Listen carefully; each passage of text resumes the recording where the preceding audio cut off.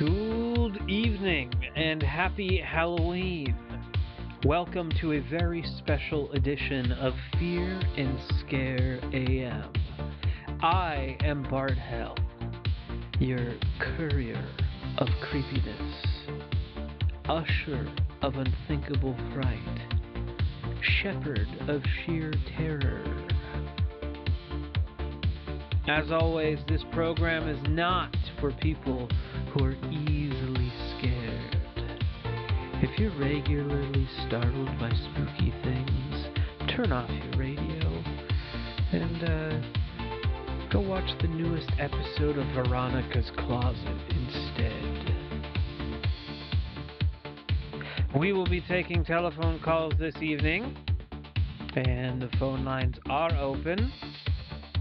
But first, let's get this Halloween evening program started with the following story, emailed to us by a listener. Hello, Bart. This is a true story that happened to my neighbor's cousin just last year. One evening, while watching television in their living room, they'd heard a strange sound, but couldn't figure out where it was coming from. They turned off the television, but the sound persisted. After following the sound some more, they determined it was coming from their telephone. Strange, though, as the phone wasn't off the hook or in use, it was hanging off a wall in the kitchen. When they went in to inspect the phone further, they realized the sound was not coming from the phone, it was coming from inside of their wall. Now that they were close to that sound, they could make out human laughter. And it wasn't normal laughter either. It was evil. The only thing they could think to do was to call the police. When the police eventually arrived, they were able to get behind the walls through a crawl space and found nothing. No trace of anything. My neighbor tells me her cousin hasn't heard anything since, but she also doesn't dare go into the crawl space. Wow. Thank you for that story. I do wonder a few things here. Firstly, is something potentially living and or hiding within your walls? Or could a supernatural element truly be at play here? And could they have just been trying to use the phone? We'll return shortly on Fear and Scare AM.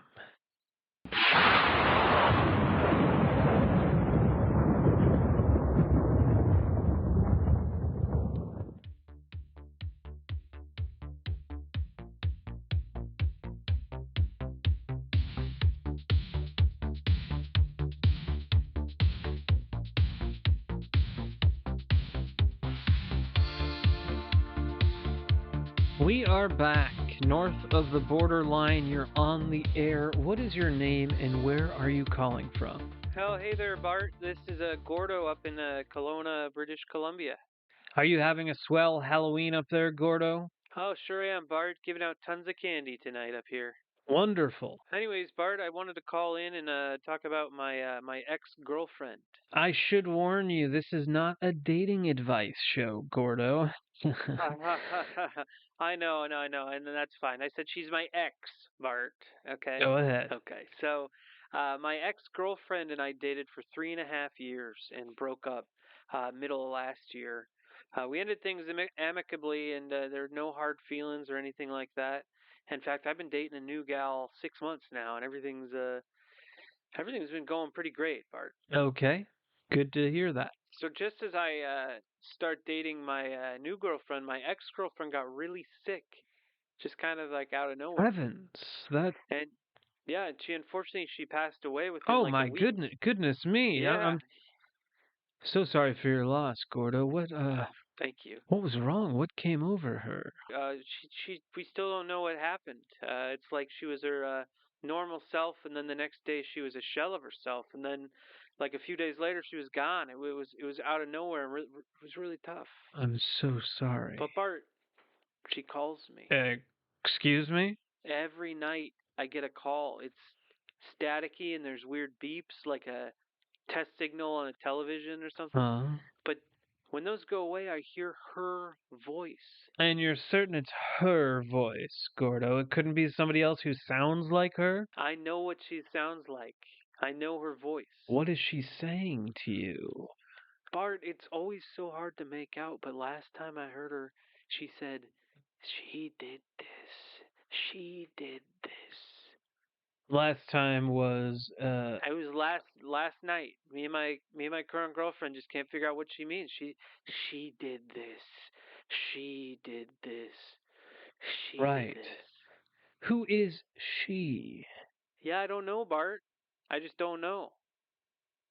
Well, maybe you can ask when she calls tonight. And I thank you very much for the call, Gordo. Wow. Who is, or was, she warning him about? I hope he finds an answer at some point. North of the Sunbelt line, you're on the air. What is your name and where are you calling from this evening? Hi there, Bart. This is Franklin from Boise, Idaho. All right. Hello. Hello there.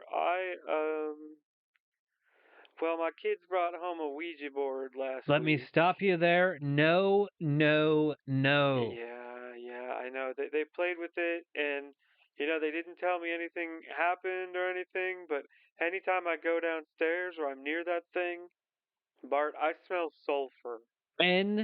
No. This is very bad, Franklin. You must get rid of the board. I know. That is a portal to a dimension we cannot even fathom, Franklin. I know. My kids and my wife think I'm crazy though, Bart. They don't smell the sulfur, and they think it's just a dumb toy, and it's just all fun and games. Just a toy. Oh Uh, my. But Franklin, you I must I get. think I'm gonna burn it, Bart. Good idea. All right. Thanks so much, Bart. And thank you for the call, Franklin. Oh my. Ouija boards are never a good idea, folks. I know they seem like good, clean fun, but they are a portal from one dimension to an unknown and very dangerous place. I'm not afraid to admit that I once was exposed to a Ouija board myself. I still do fear to this day that I might have welcomed something into our world that wasn't meant to be. We'll return in a moment. This is Fear and Scare AM.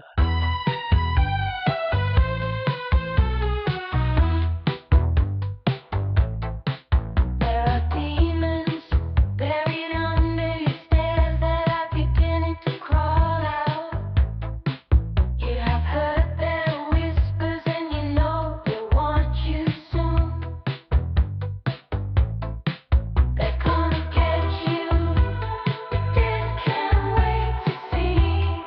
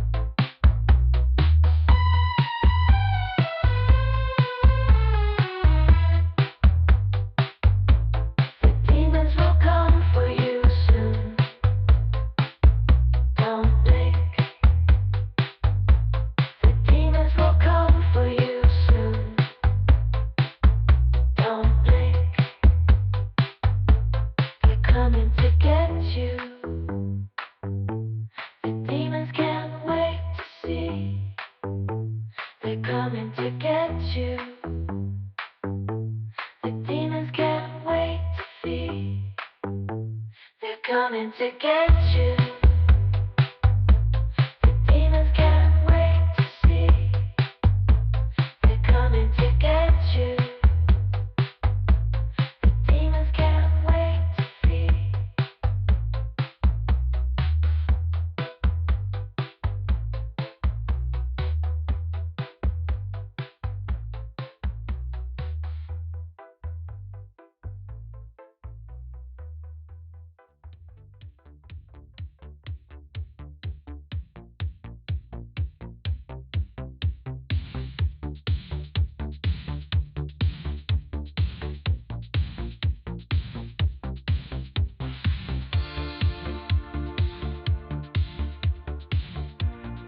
North of Philadelphia, you're on the line. What's your name and where are you calling from? Yeah, my name is Dick, and I'm from Allentown, Pennsylvania. Dick, how can we help you this evening? Yeah, I was, wonder, Baba Booey. How? Well then, it appears we may have been tricked this Halloween evening by a prank caller. I do thank you for the call, as pointless and juvenile as it indeed was. We do employ very hard-working call screeners for this program, and I do hate when their time, and thus the listener's time, is indeed regretfully wasted. I believe we do now have a caller on the line with us via the wild card line. Caller, your name and where you are calling from, please. Well, hello, Bart. You may say I'm a long-time listener, first-time caller. Interestingly enough, caller, you sound quite like myself. Oh, that is interesting, Bart, isn't it? Indeed it is, caller. I suppose you can continue doing the voice if you'd like. You're quite good at it. Well, I'm just talking, Bart. This is my normal speaking voice, to be quite honest with you. Well, isn't this interesting? It is, Bart. Interesting. Strange. Mad? What was your name, caller? Oh, you can call me whatever you'd like, Bart. You can even call me Bart. Or how about Madness? I don't What's follow. more maddening than realizing you're speaking to yourself, after all? All right, thank you for the call. Folks, I must apologize. Back-to-back prank calls is not a... But you or I didn't hang up, did you? What the... Bart, you've been a bit too close to the line all this time, but you didn't take it seriously. What are you talking about? You think this is fun entertainment. Halloween, spooks, fright, demons. This is very real, Bart. And you're about to see why that is. If you are threatening me on the radio, that is a You've criminal had a good of... run. Half listening to people's stories, feigning interest. I beg your pardon. Beg more, Bart. I've spent years with you, Bart. I was there when you lived with Aaron. I was there when you lived with Ramona, when you lived with Vicky, Sashika, all of your wives. How do you know their names? I'm telling you, Bart, it's done. I'm finally ready to come out from the crawl space and put you there. I've had enough of this. Happy Halloween. What? Bart? How are you even... No! No!